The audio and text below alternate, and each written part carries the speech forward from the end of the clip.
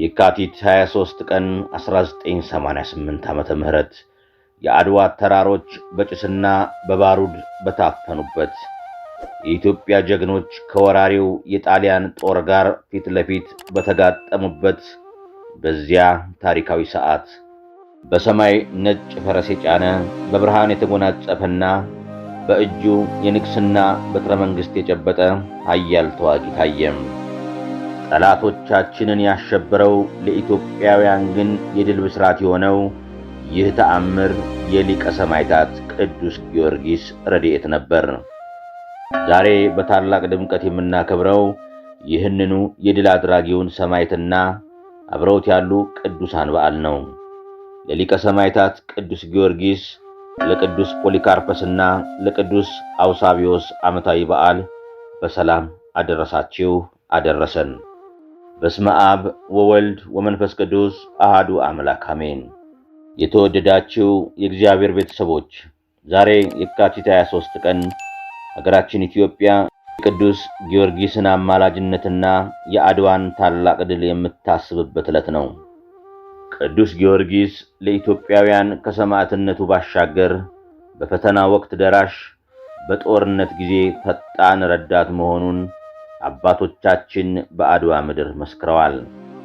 በዛሬው ቪዲዮአችን ቅዱስ ጊዮርጊስ በአድዋ ጦርነት ላይ ያደረገውን አስደናቂ ተአምርና የልደቱን መታሰቢያ የሐዋርያው አባት የቅዱስ ፖሊካርፐስንና የሰማዕቱ ቅዱስ አውሳቢዮስን ተጋድሎ በዝርዝር እንመለከታለን። የቅዱሳኑ ጸሎትና በረከት በሁላችን ላይ ይደርብን። ወደ ዝርዝር ታሪኩ ከመሄዳችን በፊት ቪዲዮውን ላይክ በማድረግ ለሌሎች እንዲደርስ አድርጉ። በታሪካችን ጎልቶ እንደሚታወቀው የካቲት 23 ቀን 1888 ዓመተ ምህረት የኢትዮጵያ ሰማይ በድል ብርሃን የታወጀበት ዕለት ነው። በዚያች ዕለት አባቶቻችን ለአገራቸው ሉዓላዊነትና ለሃይማኖታቸው ክብር ሲሉ ከአውሮፓው ወራሪ ጋር በአድዋ ተራሮች ላይ ፊት ለፊት ተጋጠሙ። ታላቁ ደጉ ንጉሥ ዳግማዊ አፄ ምኒልክና እቴጌ ጣይቱ የቅዱስ ጊዮርጊስን ታቦት በካህናት አሳጅበው ወደ ዘመቻው መውጣታቸው የድሉ መሠረት ነበር። የታሪክ ጸሐፍትና በጦርነቱ ላይ የነበሩ ምስክሮች እንደገለጹት በጦርነቱ መካከል መቁረጥና መሸበር በሆነበት ሰዓት ቅዱስ ጊዮርጊስ በነጭ ፈረስ ላይ ሆኖ በጠላቶቻችን ላይ ድንጋጤን ሲዘራ፣ ለኢትዮጵያውያን ግን ብርታትን ሲሰጥ ታይቷል።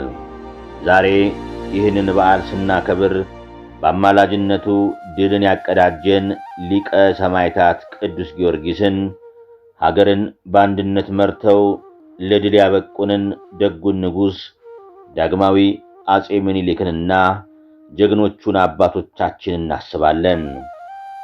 ቤተክርስቲያናችንም ይህንን ታላቅ ውለታ በየዓመቱ ጊዮርጊስ ደራሽ እያለች በምስጋና ታስባለች። ዛሬ የካቲት 23 ቀን ቤተክርስቲያናችን በታላቅ ክብር የምታስበው ሌላኛው ታላቅ አባት ሐዋርያው ቅዱስ ፖሊካርፐስ ነው። ይህ ቅዱስ አባት ከ70 እስከ 156 ዓመተ ምህረት የነበረና ከሐዋርያው ቅዱስ ዮሐንስ ቃል በቃል የተማረም የዮሐንስ ወንጌላዊ ቀጥተኛ ደቀ መዝሙር የነበረ ታላቅ ሰው ነው። ቅዱስ ዮሐንስ በራእዩ ከመሰከረላቸው 7ቱ አብያተ ክርስቲያናት መካከል የሰርምኔስ ቤተክርስቲያን ጳጳስ ሆኖ አገልግሏል። ቅዱስ ፖሊካርፐስ ታላቁ አባት ቅዱስ አግናጤዎስ ምጡላ አንበሳ የቅርብ ጓደኛውና ባልንጀራው ነበር።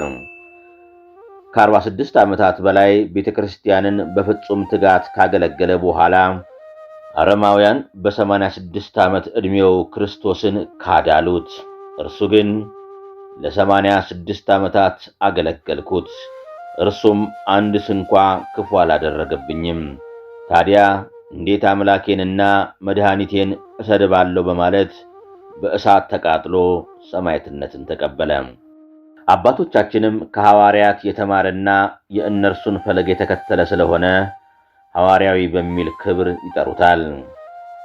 በመጨረሻም ዛሬ የካቲት 23 ቀን የምናስበው ታላቁንና ስመጥሩን ሰማዕት ቅዱስ አውሳብዮስን ነው። ቅዱስ አውሳብዮስ በሦስተኛው መቶ ክፍለ ዘመን በአንጾኪያ ወይም በሶርያ የተነሳ የኃያሉ ሰማዕት የቅዱስ ፋሲለደስ ልጅ ነው። ቅዱሱ በቤተ መንግሥት ውስጥ የተደላደለ ኑሮ ቢኖረውም እርሱ ግን እንደ አባቱ ንጽሕናንና ጾምን መረጠ። የወርቅ ካባ ደርቦ ሌሊቱን ሙሉ ለፈጣሪው ሲሰግድ የሚያድር ታላቅ አባት ነበር። ቅዱስ አውሳብዮስ ኃያል የጦር አለቃም ነበር። በሄደበትም ሁሉ በእግዚአብሔር ኃይል ድልን ይቀዳጅ ነበር።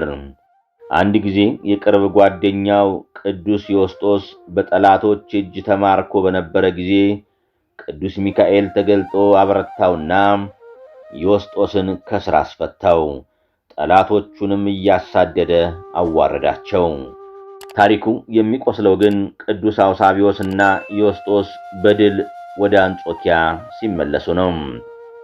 በዚያ ጊዜ ዲዮቅልጥያኖስ ክርስቶስን ክዶ ለጣዖት መስገድ ጀምሮ ነበር። ኃያሉ አውሳብዮስ ንጉሡን በአደባባይ ተቃወመው። እኔ ክርስቲያን ነኝ ሲልም በድፍረት መሰከረ። ንጉሡ የቅዱስ አውሳብዮስን ተወዳጅነት በመፍራት ግብፅ ድረስ ልኮ እጅግ አሰቃቂ መከራዎችን አደረሰበት። በመጨረሻም በዛሬው ዕለት የሰማዕትነትን አክሊል ተቀዳጀ። ተአምረ ጊዮርጊስ። የሊቀ ሰማዕታት የቅዱስ ጊዮርጊስ አማላጅነትና ተራዳይነት በእውነት ለዘላለም ይኖር። የታሪኩ ፍሬ ነገር እንዲህ ነው። በ1854 ዓመተ ምህረት እንደ አውሮፓውያኑ አቆጣጠር እንዲሁም ዳግማዊ አጼ ምኒልክ በነገሱ በ26ኛው ዓመት የሮም ሰዎች ወይም ጣሊያኖች ኢትዮጵያን በቅኝ ግዛት ለመያዝ በድጋሚ መጡ። በዚህ ጊዜ ንጉሠ ነገሥቱ ሀገሬን እወዳለሁ የሚል ኢትዮጵያዊ ሁሉ ይነሳ የሚል ታሪካዊ አዋጅ አወጁ። ሰራዊቱም በጋሻውና በመቃብሩ ላይ የድል ምልክት የሆነውን የመስቀል አርማ አድርጎ ወደ አድዋ ዘመተ። በጦርነቱ ዋዜማ እቴጌ ጣይቱ አቡነ ማቴዎስና ካህናቱ ታቦተ ጊዮርጊስንና ስዕለ ማርያምን ይዘው በምህላና በጸሎት አደሩ። የካቲት 23 ቀን ጦርነቱ በረታ። በዚያች ሰዓት በሰማይ ድንቅ ምልክት ታየም። አረንጓዴ ጢስና እንደ ነጎድጓድ ያለ ድምፅ ከቀስተ ደመና ውስጥ ተሰማ። ኃያሉ ቅዱስ ጊዮርጊስም በነጭ ፈረስ ላይ ሆኖ በጠላት ላይ ድንጋጤን፣ ለኢትዮጵያውያን ግን ድልን ሰጠም። በፈጣሪ ኃይልና በሰማዕቱ ተራዳይነት ኢትዮጵያ ድል አደረገች። ለቀጣዮቹ 40 ዓመታትም ሀገሪቱ በሰላም አረፈች። አጼ ምኒልክም ለዚህ ውለታ መታሰቢያ ገነተ ጽጌ ቅዱስ ጊዮርጊስ ቤተክርስቲያንን በአዲስ አበባ አነጹ። ክቡራትና ክቡራን የዚህ ቻናል ተከታታዮች ዛሬ የተመለከትነው ታሪክ የሀገር ፍቅርና የሃይማኖት ጽናት በአንድነት ሲቆሙ ተራራን የሚያንቀሳቅስ ተአምር እንደሚሰሩ ነው። አድዋ የጥቁር ሕዝቦች ድል ብቻ ሳይሆን ፈጣሪ ለኢትዮጵያ ያለውን ልዩ ጥበቃና የቅዱሳኑን አማላጅነት የመሰከረበት ታላቅ መድረክ ነው። ሊቀ ሰማዕታት ቅዱስ ጊዮርጊስ በአድዋ ምድር እንደረዳን ሁሉ ዛሬም ለሀገራችን ሰላምን፣ ለሕዝባችን አንድነትን፣ ለሁላችን ደግሞ የቅዱሳኑን በረከት ያድለን። በዛሬው ቪዲዮአችን የቅዱስ ጊዮርጊስን ተአምር በአድዋ የሐዋርያው ቅዱስ ፖሊካርፐስንና የሰማዕቱ ቅዱስ አውሳብዮስን ገድል ተመልክተናል። ይህ ቪዲዮ ለሌሎችም ትምህርትና በረከት እንዲሆን ላይክ፣ ሼር ማድረጋችሁን አትርሱ። እንዲሁም በየዕለቱ የሚለቀቁ መንፈሳዊና ታሪካዊ ዝግጅቶች እንዲደርሷችሁ ቻናሉን ሰብስክራይብ በማድረግ ቤተሰብ ይሁኑ። ለሚቀጥለው ሳምንት የዐቢይ ጾም 4ኛ ሰንበት መጻጉዕ ልዩ ዝግጅት ይዘንላችሁ እስከምንቀርብ ድረስ በሰላም ቆዩን። የቅዱሳኑ ጸሎትና በረከት አይለየን። አሜን።